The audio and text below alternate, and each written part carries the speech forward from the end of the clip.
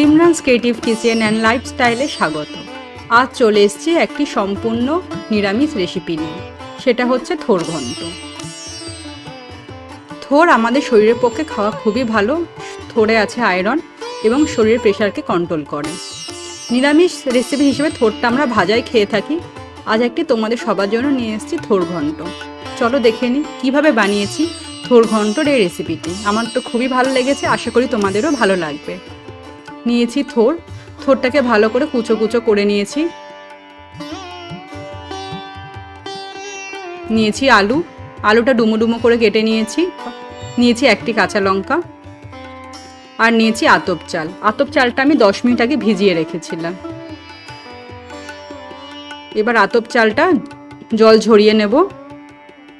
আর আতপ চালটা জলে ভেজানোর ফলে নরম হয়ে গেছে, এবার হাত দিয়ে একটুখানি গুঁড়ো করে নেব। তাহলে আতপ চালটা যখন সিদ্ধ হবে রান্নাতে, তাহলে ভালোভাবে মাখাটা হবে। আবার যদি না চাও এই রকমভাবে হাতে গুঁড়ো করা না করলে, গুঁড়ো করা তো না, একটু ভেঙে দেওয়া চালটাকে। আর ভিজে গেছে বলে তাড়াতাড়ি ভেঙে যাচ্ছে, না চাইলে নাও করা যেতে পারে। আমার ভালো লেগেছে তাই আমি করেছি।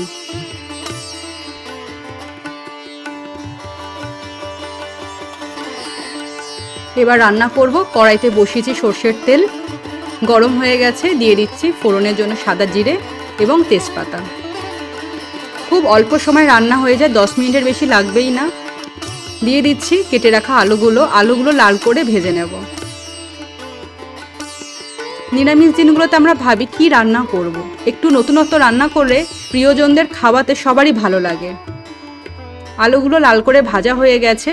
এবার দিয়ে দিচ্ছি সামান্য পরিমাণ হলুদ, 1 চামচ ধনে গুঁড়ো, 2 চামচ জিরে গুঁড়ো। হলুদ খুব বেশি দেবো না, তাহলে কালারটা দেখতে বাজে লাগবে। দিয়ে দিলাম পরিমাণ মতো নুন এবং ব্যালেন্স করার জন্য চিনি। মিষ্টি হবে না, শুধু জাস্ট ব্যালেন্স হবে। এবার মশলাটা ভালোভাবে আমি কষিয়ে নেব। গ্যাসের ফ্লেমটা মিডিয়ামে রাখবো, নয়তো পুড়ে যাবে। মশলাটা আমার ভাজা হয়ে গেছে।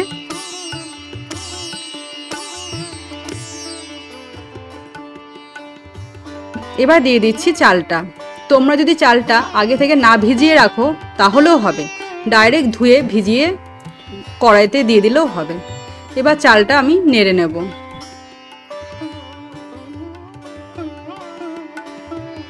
খুব চটজলদি একটা রেসিপি। দিয়ে দিলাম থোর। আমি যে পরিমাণ থোর নিয়েছি, চাল আর আলু পড়ে যে পরিমাণটা হবে রান্নার শেষে, তাতে 3 জনকার ভালোভাবে হয়ে যাবে। থোর আর চালটা ভালোভাবে মশলার সাথে মিশিয়ে নেব, তাহলে থোড়া চালটা একটু ভাজা হয়ে যাবে। রান্নাটা একটু ভাজাভাবে করলে খেতে টেস্টও আসে।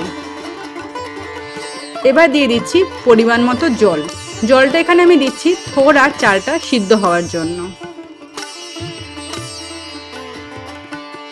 এবার আমি গ্যাসের ফ্লেমটা একদম লো করে ঢেকে দেব, যাতে ভালোভাবে থোর আর চালটা সিদ্ধ হয়।